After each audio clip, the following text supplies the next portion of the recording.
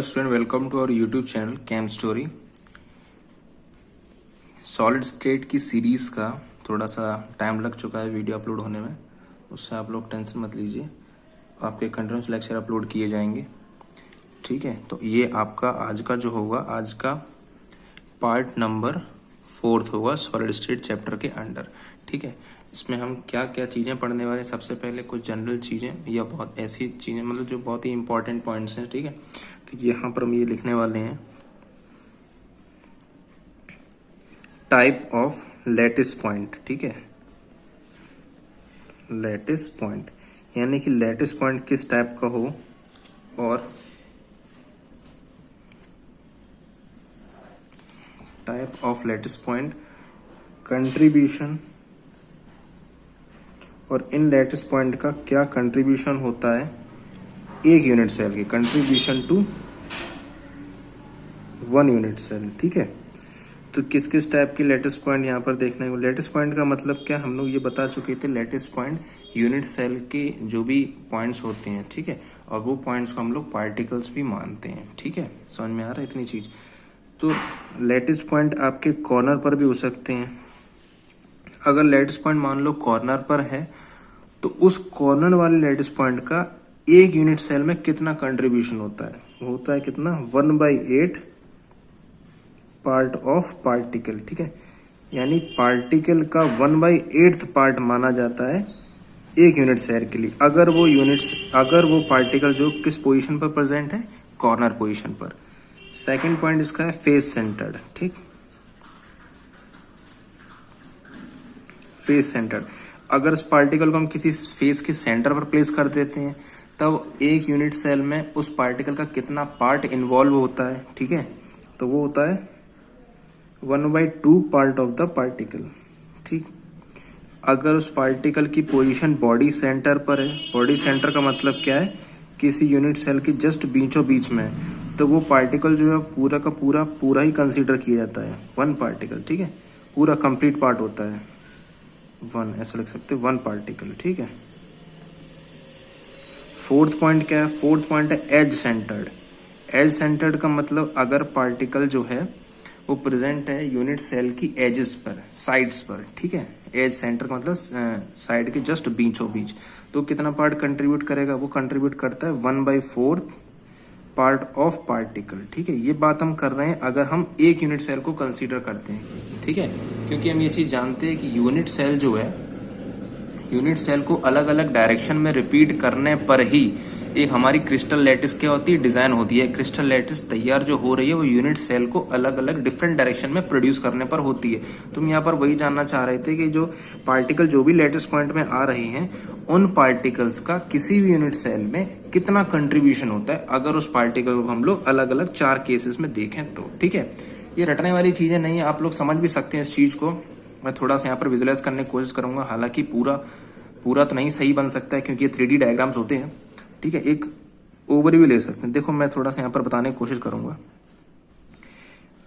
हमने मान लिया ये एक यूनिट सेल है, ठीक है। एक हमने माना ये क्यूबिकल यूनिट सेल है, ठीक, इतना मान लिया। और हम किसी एक पार्टिकल की बांध के चल रहे हैं, हम मान ले रहे कि ये पार्टिकल जो हम स्टडी कर रहे हैं वो यहाँ पर किसी कॉर्नर पोजीशन पर है, ठीक है। ये कॉर्नर पोजीशन है, ये कौन सी पोजीशन है, ये पोजीशन होगी कॉर्नर, ठीक है। तो ये तो एक यूनिट सेल हमने किसी क्रिस्टल लैटिस की ली है, अब जरूरी थोड़ा ना उसमें एक ही यूनिट सेल हो। तो देखो ये यूनिट सेल जो होगी वो इस तरीके से अगर हम इसको बनाएं, तो ये इस टाइप से कुछ बना होगा, ठीक है। ठीक है, थोड़ा सा एज्यूम कर सकते हैं 2 यूनिट सेल यहाँ पर हमने बना ली। तो 2 यूनिट सेल आपकी इस तरीके से हो गई। तो इस कॉर्नर से 2 यूनिट सेल जो है फ्रंट की तरफ अटैच्ड है, ठीक है। इसी टाइप से पीछे की तरफ जब आप जाएंगे तो 2 यूनिट सेल आपको पीछे की तरफ देखने को मिलेंगी, ठीक है। ये पीछे की तरफ हो जाएंगी। तो यानी कि एक कॉर्नर पर प्रेजेंट पार्टिकल जो है वो 4 यूनिट सेल से नीचे है। अब ये 4 यूनिट सेल नीचे है, तो ऐसा ही हम ऊपर भी बना सकते हैं, यानी कि ऊपर इस टाइप से फिगर बन सकता है। इसके ऊपर हम एज्यूम करिए जैसे मान लो ये नीचे का एक फ्लोर बना हुआ है, इसी के ऊपर हमने एक और ब्लॉक रख दिया, इसके ऊपर एक ब्लॉक आ गया, एक इसके ऊपर आ गया, एक इसके ऊपर आ गया और एक इसके ऊपर, यानी कि 4 ब्लॉक नीचे थे, 4 ब्लॉक ऊपर है, यानी कि टोटल ये पार्टिकल जो है वो 8 ब्लॉक्स में कंप्लीट आ रहा है। ठीक है, यानी कि हम ऐसा कह सकते हैं कि 1 पार्टिकल जो है वो पूरा पूरा 8 यूनिट सेल को कवर कर रहा है। ठीक है, तो 1 यूनिट सेल कितना हो जाएगा, तो एक यूनिट सेल में उस पार्टिकल का कितना पार्ट होगा, वो कितना पार्ट होता है 1/8 पार्ट ऑफ पार्टिकल। तो यहां से इस चीज का एक्सप्लेनेशन निकलेगा। ये याद करने वाली चीज नहीं है, सिर्फ आपको एज्यूम करना पड़ेगा। ठीक है, और ज्यादा अगर आपको प्रॉब्लम होती है इन चीजों में तो एक बार इनके जो भी यूनिट सेल है इनको आप गूगल करके देखिएगा, तो वहां से आपको ज्यादा क्लियर विजुअलाइजेशन मिलेगा। ठीक है, क्योंकि 3D डायग्राम से ये नोटबुक पर समझाना थोड़ा पॉसिबल नहीं है, लेकिन फिर भी एक हमने ओवर भी तैयार कर दिया कि मान लो ये आपने एक यूनिट सेल कंसीडर किया, उस एक यूनिट सेल में आपका जो कॉर्नर वाला पार्टिकल है वो आपको ये दे रखा हुआ है। ठीक है, और अगर इससे 4 यूनिट सेल ब्लॉक नीचे की तरफ है, ये एक फ्लोर मान लो, और इसी के टाइप का जस्ट सेकंड फ्लोर अगर इसी के ऊपर कंसीडर करते हैं तो उसमें भी 4 ब्लॉक्स होंगे, तो ये पार्टिकल जो है वो 8 यूनिट सेल से शेयर होगा इक्वल। तो 8 यूनिट सेल में पूरा एक पार्टिकल आपका आ रहा है, तो इसका मतलब 1 यूनिट सेल में कितना पार्ट आएगा उस पार्टिकल का 1/8 पार्ट आएगा। ठीक है, तो ये पहला पॉइंट यहाँ से एक्सप्लेन हो चुका है, हालांकि ये बुक में एक्सप्लेनेशन आपको नहीं मिलेगा।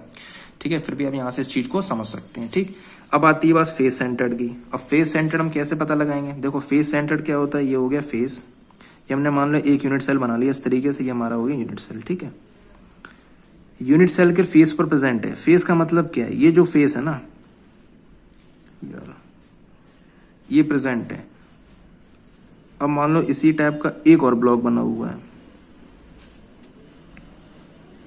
ठीक है, तो ये ब्लॉक कुछ इस टाइप से बना हुआ होगा ऐसा। ठीक, तो अब ये पार्टिकल जो है ये 2 यूनिट सेल से क्या है, ये 2 यूनिट सेल से जो है ये 2 यूनिट सेल को ऑक्यूपाई कर रहा है। ठीक है, तो ये पार्टिकल और किसी यूनिट सेल को तो ऑक्यूपाई करेगा नहीं। ठीक है, जैसे आप रूम को कंसीडर करो, रूम की किसी एक वॉल के जस्ट मिडिल वाले सेंटर पार्ट को देखो, तो वो सेंटर पार्ट अगर आप स्फीयर कंज्यूम कर रहे हो तो उस स्फीयर का हाफ पार्ट एक वॉल की तरफ होगा और हाफ पार्ट दूसरी वॉल की तरफ होगा, यानी कि वो पार्टिकल जो है 2 वॉल्स को कवर करेगा। तो यहां से हम वही चीज देख सकते हैं, क्या 2 यूनिट सेल, 2 यूनिट सेल पूरा कंप्लीट करते हैं किसको, पूरे एक पार्टिकल को। ठीक है, एक पार्टिकल पूरा क्या करता है, ऑक्यूपाई करता है। तो 1 यूनिट सेल कितना करेगा, तो और सभी के सभी इक्वल शेयर करेंगे, तो 1 यूनिट सेल कितना पार्ट कवर करेगा, 1/2 पार्टिकल का 1/2 पार्ट कवर करेगा। ठीक है, जैसा कि यहाँ पर आपको देखने को मिला था। ठीक है, अब ऐसे ही बॉडी सेंटर है। बॉडी सेंटर का मतलब क्या है, आपको क्या करना है, पार्टनर यूनिट सेल एक बनाना है, ये हमारा हो गया यूनिट सेल। ठीक है, अब इस यूनिट सेल को इस यूनिट सेल के जस्ट बीच में, तो अगर बीच में ये पार्टिकल होगा, यानी जैसे अगर हम रूम कंसीडर करवाएं आप लोगों से, तो रूम के आप जस्ट बीचों बीच में है। ठीक है, यानी कि सीलिंग और ग्राउंड फ्लोर के मिड में और सारी दीवारों, सारी जो वॉल्स हैं उनके मिडल में है। ठीक है, तो यानी कि एक तरीके से हवा में लटके हुए हैं, तो वो जो पार्ट आपका है वो किसी और यूनिट सेल से शेयर तो हो नहीं रहा है, तो इसका मतलब वो जो पार्ट है, तो 1 यूनिट सेल में अगर पार्टिकल बॉडी के सेंटर में है, ठीक है, तो वो पूरा पूरा 1 पार्टिकल ही क्या किया जाएगा, कंसीडर किया जाएगा। ठीक है, इतनी बात समझ में आ गई। अब बात करते हैं एज सेंटर की। एज सेंटर का मतलब क्या है, जैसे आपने एक यूनिट सेल फिर से उसी यूनिट सेल को डिजाइन किया, ये बन गया यूनिट सेल। ठीक, एज का मतलब क्या है, पार्टिकल जो इधर पर प्रेजेंट है, ये पार्टिकल आपका प्रेजेंट है किसी एज पर। ठीक है, अब उसी टाइप से यूनिट सेल आपका इस टाइप से बना हुआ होगा, ये बन रहा है यूनिट सेल। ठीक है, इस टाइप का यूनिट सेल बन गया।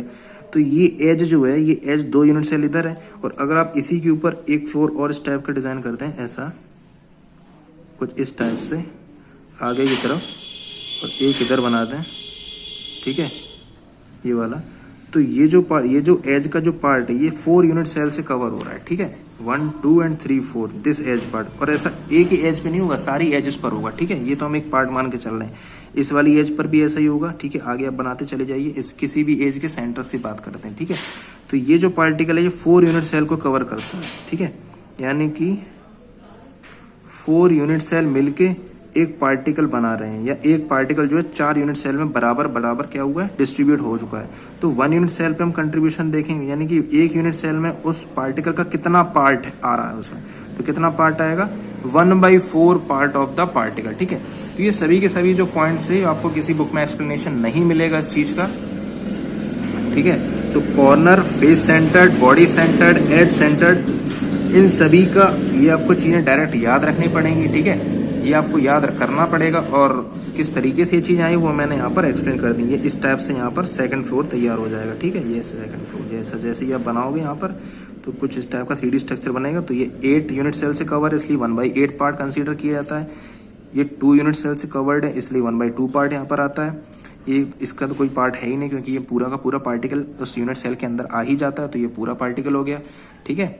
और जो आपका सेकंड पॉइंट और जो एज सेंटर्ड है, ये एज सेंटर में क्या होगा, ये एज सेंटर के लिए, ठीक है। ये एज सेंटर्ड के लिए, ये बॉडी सेंटर्ड के लिए, ये फेस सेंटर्ड के लिए, और ये आपका हो जाएगा किसके लिए, कॉर्नर के लिए, ठीक है। इन सभी के पार्ट यहाँ पर हमने क्या कर दिए, डिस्कस कर दिए, ठीक है। अब हम लोग यहाँ पर क्या देखने वाले, यहाँ पर हम लोग देखेंगे पैकिंग इफिशियंसी, ठीक है। यानी कि जो भी सॉलिड पार्टिकल स्टडी करने जा रहे हो उसकी पैकिंग इफिशियंसी क्या है, उसमें पार्टिकल्स जो है किस तरीके से पैक्ड है, ठीक है। ठीक, वो यहाँ पर आपको देखना है, ठीक है। तो जैसा मैंने यहाँ पर अभी लिख दिया, हम लोग डिस्कस करने वाले इसकी बात क्या, पैकिंग इफिशियंसी। पार्टिकल्स की पैकिंग इफिशियंसी क्या है, किस तरीके से हम लोग पढ़ेंगे। सबसे पहला केस हम लोग लेते हैं क्या, सिंपल क्यूबिक। अब सिंपल क्यूबिक में क्या होता है, सिंपल क्यूबिक में ये इस तरीके का पार्ट हमने मान लिया, एक यूनिट सेल को मान के चल रहे हैं, ठीक है। तो ये हमने मान लिया एक यूनिट सेल है।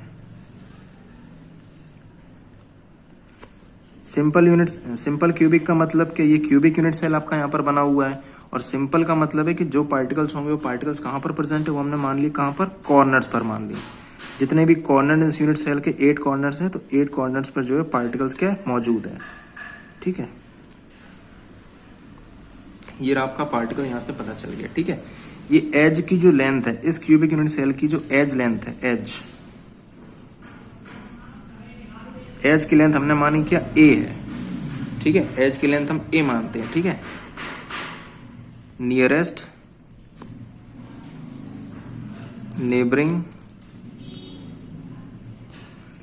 नेबरिंग डिस्टेंस, ठीक है। यानी कि दो पार्टिकल्स के बीच की जो डिस्टेंस है वो यहाँ पर अगर हम इसको ए और बी मान लें इस वाले पॉइंट को, तो नियरेस्ट डिस्टेंस क्या है इन दोनों के बीच की, इन दोनों डिस्टेंस क्या कहलाएगी, ए बी कहलाएगी। और जिसको हम लोग डिनोट करते हैं किससे, नियरेस्ट नेबरिंग डिस्टेंस को डिनोट किया जाता है किससे, डी से, ठीक है। तो इस केस में क्या है, जो एज लेंथ है और जो उनके बीच की डिस्टेंस वो दोनों ही क्या है, इक्वल है, कि दोनों एक ही चीज को रिप्रेजेंट कर रहे हैं, ठीक है। डी इक्वल्स टू ए, ठीक है। यहाँ से ये चीज समझ में आ गई। अच्छा, और ये जो पार्टिकल्स हैं ये हमने आपको समझाने के लिए इनके बीच में इतनी डिस्टेंस कंसीडर कर ली है, हालांकि इनके बीच में इतनी डिस्टेंस होती नहीं है। इसका अगर आप एक्चुअल फिगर देखोगे तो ये जो पार्टिकल्स हैं वो इस तरीके से, हम इस लाइन के अलॉन्ग बात करें तो ये जो पार्टिकल है वो इस तरीके से क्या होते हैं, आपस में ज्वाइंट होते हैं, ठीक है। स्फेरिकल पार्टिकल इस तरीके से ज्वाइन होते हैं, यानी कि इस यहाँ से यहाँ तक स्फेरिकल है तो ये इसकी क्या होगी, रेडियस हो गई। यहाँ से यहाँ तक ये जो है ये क्या होगी, ये इसकी रेडियस हो गई, ठीक है। और यही हमने क्या मानी थी, नियरेस्ट नेबरिंग डिस्टेंस मानी थी, यानी कि ये चीज डी है। लेकिन हम अपने हिसाब से कैलकुलेट करें तो ये r plus r equal to 2r। यहाँ पर d जो है डायमीटर से मतलब नहीं है, d का मतलब है यहाँ पर इन दोनों पार्टिकल्स के बीच की डिस्टेंस क्या है, जो कि हम मेजर करते हैं इनके सेंटर से, ठीक है। ये d डायमीटर वाला d नहीं है, ये d का मतलब नियरेस्ट नेबरिंग डिस्टेंस है, दो पार्टिकल्स के बीच की सबसे कम या सबसे पास वाली डिस्टेंस क्या है, ठीक है। वो कितनी यहाँ से आपने निकाल दी, d इक्वल टू कितना निकाल दिया, 2r निकाल दिया, और d आपका a के इक्वल है। तो इन दोनों इक्वेशन को जब आप देखेंगे तो यहाँ से ये पाएंगे कि 2r जो है, 2r किसके बराबर है, a के बराबर है, यानी r कितना है, r यहाँ से पता चल जाएगा r कितना है आप लोगों का, r की वैल्यू यहाँ से कितनी आएगी, a/2। ये वैल्यूज आपको डायरेक्ट याद होनी चाहिए किस तरीके से हम इन चीजों को यूज करेंगे, ठीक है। इतनी बात यहाँ पर समझ में आ गई। अच्छा, अब हम लोग इसमें कुछ वैल्यूज फाइंड आउट करते हैं, क्या है वो वैल्यूज देखते हैं। देखो हमने कहाँ तक निकाल लिया था, हमने ये सॉल्व कर लिया अभी क्या कि r जो है वो कितना होता है, a/2, ठीक है। रेडियस का रिलेशन आ गया एज लेंथ के अकॉर्डिंग, ठीक है, इतना आ गया। अब हम लोग क्या निकालेंगे, हम लोग यहाँ से निकालने चाह रहे हैं number of atom per unit cell, यानी कि एक यूनिट सेल में जो नंबर ऑफ एटम, उसको हम लोग z से डिनोट करते हैं। इस पूरी चीज को किससे डिनोट करते हैं, z से। Number of atom per unit cell को किससे डिनोट करते हैं, z से। तो वो कितने हैं, अभी हमने बताया था कि एक पार्टिकल का कंट्रीब्यूशन एक यूनिट सेल में कितना होता है, 1/8 का कंट्रीब्यूशन होता है, ठीक है। ये तो कंट्रीब्यूशन हो गया, एक पार्टिकल एक यूनिट सेल में कितना कंट्रीब्यूट करेगा। लेकिन इस क्यूबिक यूनिट सेल में कितने पार्टिकल्स अरेंज हैं, हर कॉर्नर्स पर एक पार्टिकल, और 8 कॉर्नर्स है तो कितने पार्टिकल्स हो गए, 8 पार्टिकल्स। तो टोटल कंट्रीब्यूशन जो है कितना आ जाएगा, 1 आ जाएगा, ठीक है। यानी कि पूरा जो एटम है, नंबर ऑफ कितने एटम है एक यूनिट सेल में, कितने, 1 एटम है, ठीक है। यहाँ से बात समझ में आ गई। अब परसेंटेज इफिशियंसी किस तरीके से निकाल देंगे, पैकिंग फ्रैक्शन हम लोग निकाल रहे हैं ना, तो हम लोग यहाँ निकालेंगे क्या, परसेंटेज इफिशियंसी, ठीक है। इफिशियंसी जब हम निकालेंगे तो इफिशियंसी क्या होगा, number of atoms per unit cell, ठीक है। एक यूनिट सेल में कितने एटम्स हैं, उस एटम की वॉल्यूम कितनी है, वॉल्यूम ऑफ 1 एटम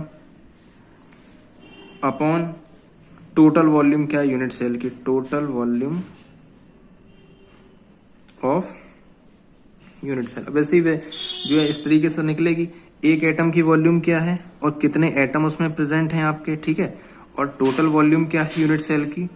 और अब क्योंकि परसेंटेज इफिशियंसी है तो हम किसका मल्टीप्लाई करेंगे, यहाँ पर 100 का मल्टीप्लाई करेंगे।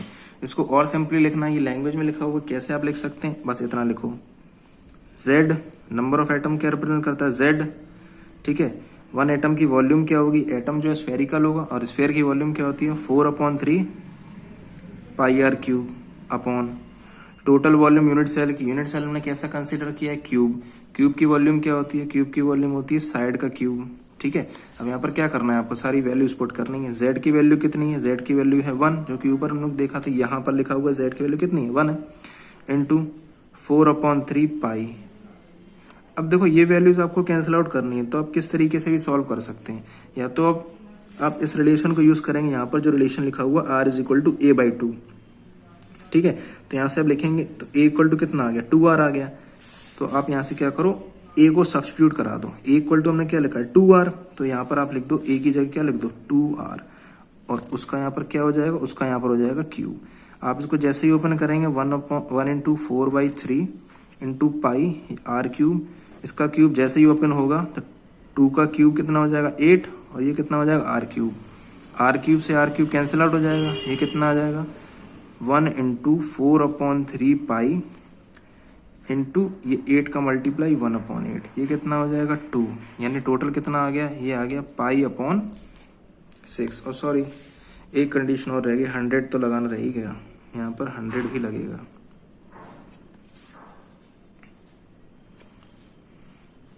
ठीक है, 100 यहाँ पर लगेगा। जब आप इस चीज को सॉल्व कर लोगे तो आप ये पाओगे इसकी जो वैल्यू कितनी आती है, 52.4% आती है। यानी कि सिंपल क्यूबिक यूनिट सेल में जहां पर हम लोग एटम्स को सिर्फ कॉर्नर्स पर मानते हैं, वहां पर पैकिंग एफिशिएंसी कितनी है, एटम्स की वॉल्यूम के हिसाब से कितनी पैकिंग एफिशिएंसी है, 52.4% से पैकिंग एफिशिएंसी यहाँ पर है, ठीक है। इतनी चीज आपको यहाँ पर समझ में आ गई, ठीक है। तो सेकेंड हम लोग को जो पैकिंग एफिशिएंसी चेक करनी है वो हम लोग यहाँ पर चेक करेंगे, पैकिंग एफिशिएंसी इन FCC। FCC का मतलब क्या है, फेस सेंटर्ड क्यूबिक। इसका यूनिट सेल किस तरीके से बनेगा, ये आपका बना यूनिट सेल, ठीक है। यहां पर क्या होगा, देखो फेस सेंटर्ड क्यूबिक में जो पार्टिकल्स कॉर्नर पर प्रेजेंट थे वो तो आपके प्रेजेंट रहेंगे ही रहेंगे, in addition to this face पर और प्रेजेंट हो जाएंगे, ठीक है। यहाँ पर समझ में आ गया। अब हर एक फेस सेंटर्ड है ना, तो हर एक फेस के सेंटर पर एक पार्टिकल और प्रेजेंट होगा, ठीक है। तो ये रहा फेस पर, ये इस फेस पे, ये इस फेस पे, ये ऊपर वाले फेस पे, ये आगे वाले फेस पे हम यहाँ बना दे रहे हैं, ठीक है, और ये पीछे वाले फेस पे, आगे पीछे हमने डार्क करके बना दिए, पार्टिकल्स अलग नहीं है, लेकिन हमने ये शो करने के लिए बनाया कि वो आगे वाले फेस और पीछे वाले फेस। जो 3D पर हमें इसमें नोटबुक में समझना थोड़ा सा मुश्किल हो रहा है, तो बस इतना समझिए। रूम की वॉल्स आप समझ लीजिए, रूम के इस साइड में एक इस वॉल पे एक पार्टिकल लगा है बीचों बीच, एक उसकी जस्ट सामने वाली वॉल पे, सीलिंग पे है, फ्लोर पे है, और 2 वॉल्स जो आमने सामने, उसका एक ये और एक ये, ठीक है। ये सभी के सभी पार्टिकल्स यहाँ पर लग चुके हैं। वही काम इसमें कंसीडर करना है, कुछ डिफरेंट नहीं है, लेकिन आपको इसके डायरेक्ट रिजल्ट याद रखने हैं, ठीक है। एज लेंथ, इस क्यूब की एज लेंथ हम मान के चल रहे हैं, कितना हमने माना, A माना, ठीक है, ठीक। इतनी चीज आपको समझ में आ गई, अच्छा। और हाँ, यहाँ पर भी पार्टिकल प्रेजेंट होगा, ठीक है, ये बना रह गया था। इस पॉइंट को हम कंसीडर कर लें ए, ये कॉर्नर पॉइंट हमने माना बी और ये कॉर्नर पॉइंट हमने माना सी। यहाँ पर हमें ये चीज़ भी माननी पड़ेगी क्या, नियरेस्ट। पिछले वाले केस में सभी के सभी पार्टिकल्स इक्विडिस्टेंट थे तो हम किसी भी डिस्टेंस को कंसीडर कर सकते थे। यहाँ पर इस चीज़ को समझने के लिए थोड़ा सा ध्यान देना पड़ेगा। नियरेस्ट नेबरिंग डिस्टेंस जिसको हम लोग ए मानते हैं, यानी कि अगर हम इस पार्टिकल को किसी भी पार्टिकल से कंसीडर किया सकता है, हम इसको मान के समझा दे रहे हैं आपको। अगर हम इस पार्टिकल को कंसीडर करें तो इस पार्टिकल के सबसे पास में कौन सा पार्टिकल है, क्या ये वाला पार्टिकल होगा, हमें ये वाला पार्टिकल दिखता है, ठीक है। और ये वाला पार्टिकल है क्या, ये वाला पार्टिकल पूरी डिस्टेंस जो ए सी होगी उसका क्या है, हाफ है। तो हम लोग क्या लिखेंगे, ए सी बाई 2, यानी कि नियरेस्ट डिस्टेंस क्या है, ए सी जो डिस्टेंस है उसका क्या है, हाफ है। अगर आप इस ऊपर वाले फेज को आप कंसीडर करो तो इस चीज को हम ऐसा बना सकते हैं, कैसा बना सकते हैं, इस चीज को हम ये बना सकते हैं, ठीक है। ये राइट एंगल ट्रायंगल आपका बना है, ए है, ये सी है, ये क्या है, बी है, ठीक है। इतनी चीज आपको समझ में आ गई।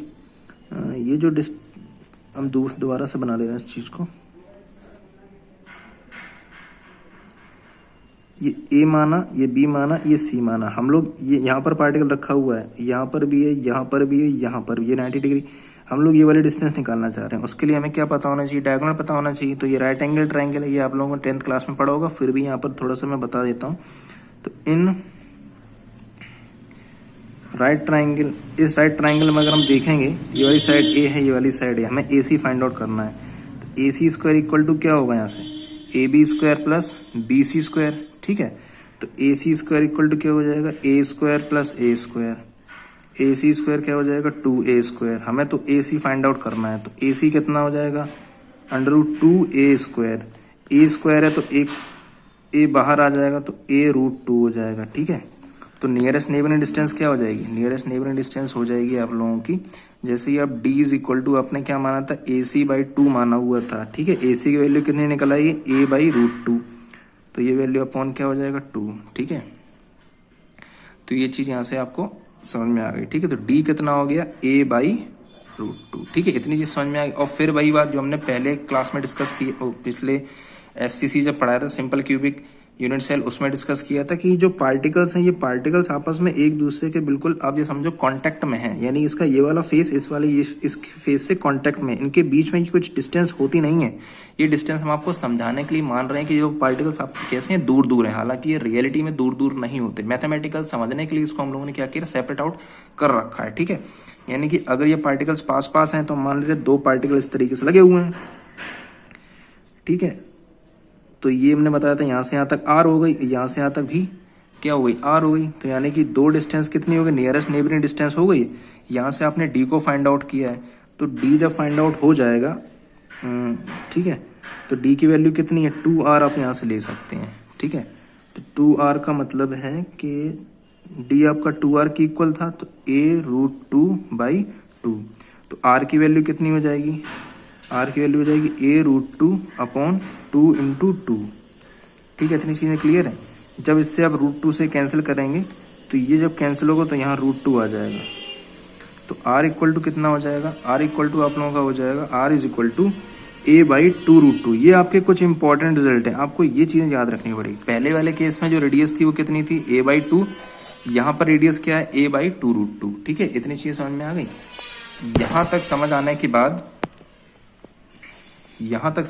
हम लोगों को क्या निकालना है, हम लोगों को फाइंड आउट करना है number of atoms per unit cell, ठीक है। Number of atom per unit cell, यानी कि Z की वैल्यू आपको क्या करनी है, फाइंड आउट करनी है, ठीक है। आपके पास कॉर्नर पे लगे हुए पार्टिकल्स, इनका एक यूनिट सेल में कितना कंट्रीब्यूशन होता है, 1/8। ऐसे कितने पार्टिकल कॉर्नर पे लगे हुए हैं, 8 पार्टिकल्स 8 कॉर्नर्स पे लगे हुए हैं, प्लस फिर फेस पर पार्टिकल्स लगे हैं, फेस पर कितना कंट्रीब्यूशन होता है, फेस पर कंट्रीब्यूशन होता है 1/2 हर एक पार्टिकल का, हर एक यूनिट सेल में, ठीक है। और ऐसे कितने पार्टिकल लगे हुए हैं फेस पर, जितने फेस उतने पार्टिकल, कितने फेस होते हैं, 6 फेसेस होते हैं, 6 पार्टिकल। इसको आप सॉल्व करेंगे तो ये कितना आ जाएगा, 1 प्लस ये सॉल्व करेंगे कितना हो जाएगा, 3 हो जाएगा। तो यानी कि Z की जो वैल्यू कितनी आ गई, टोटल कितनी आ चुकी है, 4 आ चुकी है, ठीक है। परसेंटेज एफिशिएंसी हम जैसे ही निकालेंगे तो एफिशिएंसी का फॉर्मूला हम लोगों ने क्या बताया था, number of atom, unit cell में कितने एटम किसको रिप्रेजेंट किया था, Z से। फिर उस यूनिट सेल उस एटम की वॉल्यूम कितनी है, 4/3 πr3। अपॉन उस यूनिट सेल की वॉल्यूम कितनी है ए क्यूब इंटू 100, ठीक है। जेड की वैल्यू आपने यहाँ पर रखी कितनी, यहाँ पर जेड की वैल्यू कितनी आई है 4 इंटू 4/3 पाई। आर की वैल्यू आपने वैसे ही रखी अपॉन ए क्यूब। पहले आपने ये चीज़ देखी थी, आर की जो वैल्यू है, आर की वैल्यू कितनी है a/2√2 है। तो आप यहाँ से किसी को भी सब्स्टिट्यूट करा सकते हैं। ए की जगह हम यहाँ पर लिखना चाहें, ए की जगह हम क्या लिख सकते हैं, r/2r√2 ये हम लिखा सकते हैं, ठीक है। इतना तो यहाँ पर आप वही लिख दिए 2r√2 और क्यूब इंटू कितना है 100 है, ठीक है। ये 4 into 4/3 pi r cube upon, इसकी वैल्यू जब आप सॉल्व करेंगे तो ये कितना आ जाएगा 8r³ जब इसको सॉल्व करेंगे √2 को 3 टाइम्स मल्टीप्लाई करेंगे तो कितना आएगा, ये आएगा आपका 2√2 इंटू 100।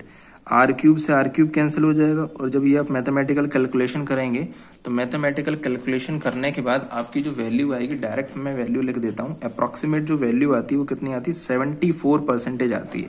यानी इसमें पैकिंग एफिशिएंसी कितनी है 74% पैकिंग एफिशिएंसी होती है, ठीक है। ये कुछ जनरल केसेस जो आपके लेवल के लिए यानी 12th क्लास के लेवल के लिए काफी जरूरी हैं, जो कि न्यूमेरिकल्स में आपको हेल्प आउट करेंगे।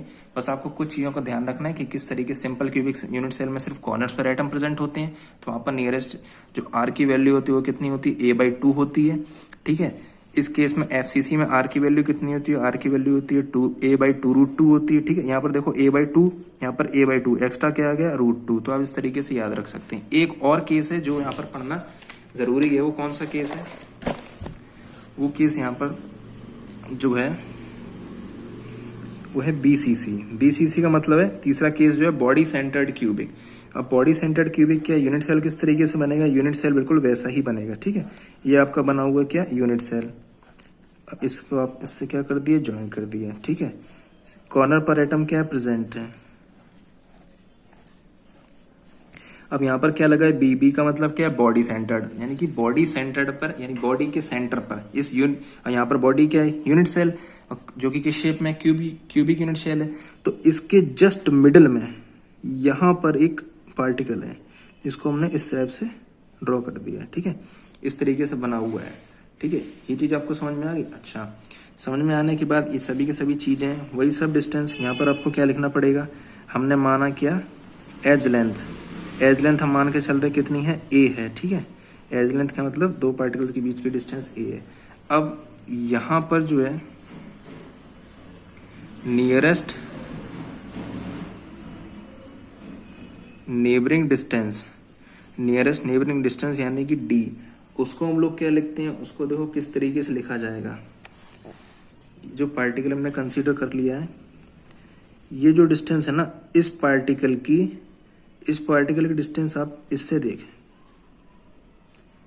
ये सबसे पास पार्टिकल है। तो इस पॉइंट को अगर हम कंसीडर कर लें a, इस पॉइंट को हम कंसीडर कर लें क्या b, और इस पॉइंट को कंसीडर कर लें क्या c, ठीक है। और ये जो डायगोनल है ये बॉडी डायगोनल है, तो ये इस टाइप से ज्वाइन होगा, ठीक। ये आप पहले ही फाइंड कर चुके हैं, इसकी वैल्यू कितनी आती है इस डायगोनल की a√2, ठीक है। इतनी चीज आपको पता है। और ये वाली वैल्यू आपको पता है, ये वैल्यू आपको क्या करनी है फाइंड आउट करनी है। और इसके मिडिल में यानी कि ये आप लिख सकते हैं ab/2 है। ab क्या है बॉडी डायगोनल है, क्यूब का बॉडी डायगोनल की जो वैल्यू होती है वो हम यहाँ पर डायरेक्ट लिख रहे हैं, वैल्यू क्या होती है a√3। ये मैथमेटिकल चीजें आपको 10th क्लास में पढ़ी होंगी, तो इसलिए मैं इसको बताना जरूरी नहीं समझता, आप वहां से फॉर्मूले को देख लीजिएगा। a√3 वैल्यू होती है, ठीक है। तो यहाँ से आ गया बॉडी डायगोनल। फिर वही चीज दो पार्टिकल हम जो है आपस में मान के चलते हैं, ये बिल्कुल क्या है, ये रियलिटी जो होती है पार्टिकल जो बिल्कुल अटैच होते हैं, आर वैल्यू यहाँ तक और आर वैल्यू यहाँ तक। 2r जो है किसके बराबर होगा, d के बराबर होगा, ठीक है। यानी कि d को हम लोग क्या लिख सकते हैं 2r, तो इस d की जगह हम क्या लिख सकते हैं 2r, तो ये कितना हो गया a/√2/2। r की जो वैल्यू है वो यहाँ पर कितनी आती है a√3/4। ये आपको वैल्यू क्या करनी पड़ेगी, लर्न करनी पड़ेगी, क्योंकि यहीं से आपके क्वेश्चन ब्रेक होंगे। तो 3 तरीके की वैल्यू हमने अभी आप तो बता दी है। एससीसी में r इक्वल टू कितना होता है a/2, एफसीसी में r इक्वल टू कितना होता है a/2√2, और बीसीसी में r इक्वल टू कितना होता है a√3/4। ये 3 आपको जो है याद रखनी पड़ेगी, किस तरीके से आप करते हैं, ठीक है। इतनी बात समझ में आ गई। अब यहाँ पर हम क्या करते हैं, number of atoms per unit cell, number of atoms per unit cell. तो पर यूनिट सेल में कितने एटम्स हैं, जेड की वैल्यू किस तरीके से निकालेंगे, हर एक पार्टिकल कॉर्नर पे प्रेजेंट है, उसका कितना पार्ट होता है एक यूनिट सेल में, 1/8। कितने कॉर्नर है उतने ही पार्टिकल्स यानी कि +1 ये बॉडी सेंटर पे। तो कितनी वैल्यू यहाँ से टोटल आ जाएगी, टोटल वैल्यू आपकी आ जाएगी 2। तो जेड की वैल्यू कितनी हो चुकी है, 2 हो चुकी है। ठीक है, ये वैल्यू हो जाने के बाद आपको फॉर्मूला अप्लाई करना है परसेंटेज एफिशिएंसी का। किस तरीके से एफिशिएंसी आप फाइंड आउट करेंगे, ठीक है, इक्वल टू क्या होगा, Z into volume of 1 atom πr³ upon volume of unit cell into 100। सभी की वैल्यू आप पुट कर दी, यहाँ पर आ जाएगा 2 × 4/3 πr³ अपॉन इस a³ यानी a की वैल्यू यहाँ से अगर आप ध्यान से देखें इससे तो हम a की वैल्यू निकाल सकते हैं, या आप किसी में भी कोई भी वैल्यू पुट कर सकते हैं। ठीक है, कोई दिक्कत नहीं है। तो a की वैल्यू अगर हम यहाँ से निकालें तो a की वैल्यू कितनी हो जाएगी, a की वैल्यू हो जाएगी 4r/√3। ठीक है, उसको उठाकर हम यहाँ पुट कर दें तो 4r/√3 इसका क्या हो जाएगा, क्यूब इंटू 100। इसको जब आप सॉल्व करते हैं तो सॉल्व करके जो आपका आंसर आता है वो कितना आता है, 68.04% आपका आंसर आता है। ठीक है, ये आपको सॉल्व करना पड़ेगा, सारी चीजें टर्म्स आर की वैल्यू कैंसिल हो जाएगी, पाई की वैल्यू 3.14 यूज करके आप आंसर निकाल सकते हैं। तो आपने यहाँ जो इफिशियंसी देखी वो किस तरीके की इफिशियंसी देखी, सबसे पहले आपने एससीसी में देखी, एससीसी में कितनी वैल्यू आती है 52.4%। फिर आपने देखी एफसीसी में, एफसीसी में कितनी आती है 74%। फिर आपने बीसीसी में देखी, बीसीसी में कितनी आती है 68.0%। यानी कि इन तीनों में अगर हम कंपैरिजन करें तो एफसीसी जो है वो हाईली पैक्ड स्पीसीज है, यानी कि इसमें जो पार्टिकल्स सबसे ज्यादा पैक्ड है, वॉल्यूम के हिसाब से यहाँ पार्टिकल्स जो है वो अच्छी तरीके से पैक है, यानी ज्यादा अमाउंट में प्रेजेंट होते हैं। ठीक है, इतनी बात समझ में आई। तो आज का ये जो टॉपिक था, I hope so that you will understand this whole concept. ठीक है, ये जो आपको हो सकता आपको अच्छा लगे तो प्लीज़ इसको लाइक कीजिए, कमेंट कीजिए, शेयर कीजिए और अपने व्यूज़ शेयर करते रहिए। Okay, thank you for listening.